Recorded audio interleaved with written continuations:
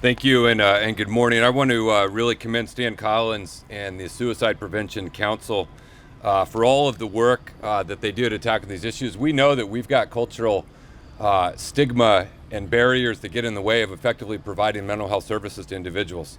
An often used example I give is if everyone standing with us here today broke your leg right now, we would have no problem getting everyone into care, getting everyone a cast and an x-ray, and most of you would be able to make a lunch appointment. Certainly you'd be home in the early afternoon.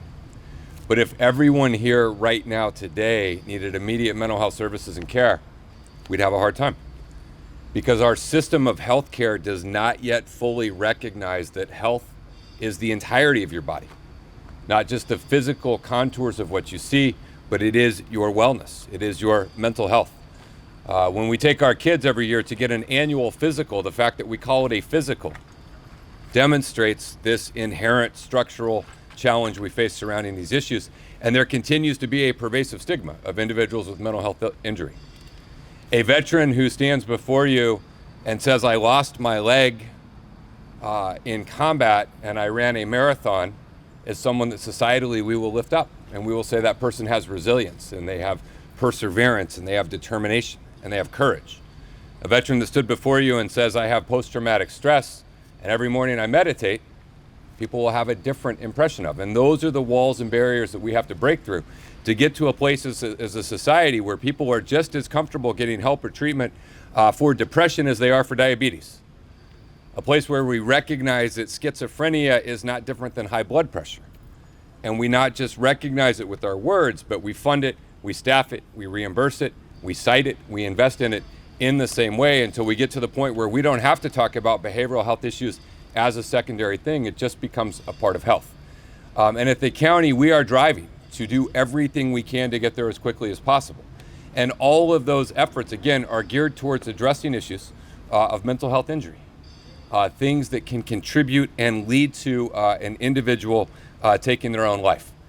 And we are going to see ups and downs as we go through this journey and progress and setbacks. A significant step forward is the Access and Crisis Line right now, which is what people often call when they're in a state of crisis and need help, is moving towards being integrated into mobile crisis response teams, which means for the first time, someone will actually come help you. Historically, you call the Access and Crisis Line, so a wonderful person will talk to you and help you, but no one's physically coming to help you. But now with mobile crisis response teams coming online, we're going to be able to dispatch someone to help you. And all of these efforts, if we do them right and we do them well, will continue to reflect in a declining number of suicides in San Diego County. And so we are very committed to this task and moving forward. Now, the last year has been very difficult on everyone. We dealt with a global pandemic. We dealt with tremendous divisions. We dealt with an instability in every part of our way of life. But through that pandemic, we did not lose our commitment to providing mental health care. We moved a lot of things online. We provided additional funding for teleconnections and telehealth. Our board moved forward with schools as students come back to provide comprehensive mental health screenings. And a frequent refrain you hear is that during COVID, the number of suicides were exponentially higher because of what we went through with COVID. But the data and the numbers don't support that at all. What the data and the numbers show was a decline in suicides in 2020 compared to 2019. I'll give you the exact numbers. In San Diego County in 2020, there were 419 suicides. Results in a suicide rate of 12.9 per 100,000.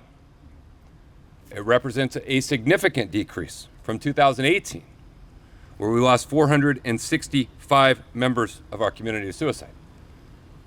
So we actually saw a lower rate of suicide in 2020 than in the preceding years. Now, I want to give a couple context points that are important to keep in mind. The first is trauma can take a while to manifest itself. So individuals that experience trauma with what we went through last year are going to have to work through it for a while. And so we're not celebrating that reality. It is still too high. It is still too many.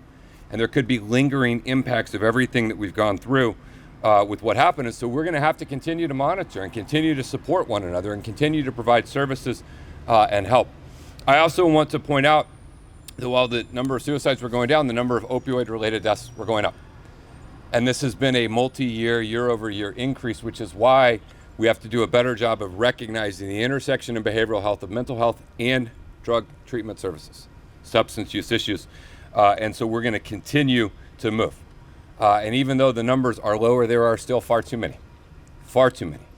And we take every one of those 419 lives and we pledge ourselves in their memory and on behalf of their families to really invest in our system and continue to do everything we possibly can moving forward. I want to thank Stan and the work that they do. I want to thank Dr. Bergman and the work our behavioral health services team does. I want to thank an incredible array of healthcare providers, behavioral health care providers, mental health care providers, nonprofits across our region that invest in this issue. But I also, in particular, want to thank my colleagues of the Board of Supervisors, because as we make increased investments, that requires the collective action of the Board of Supervisors.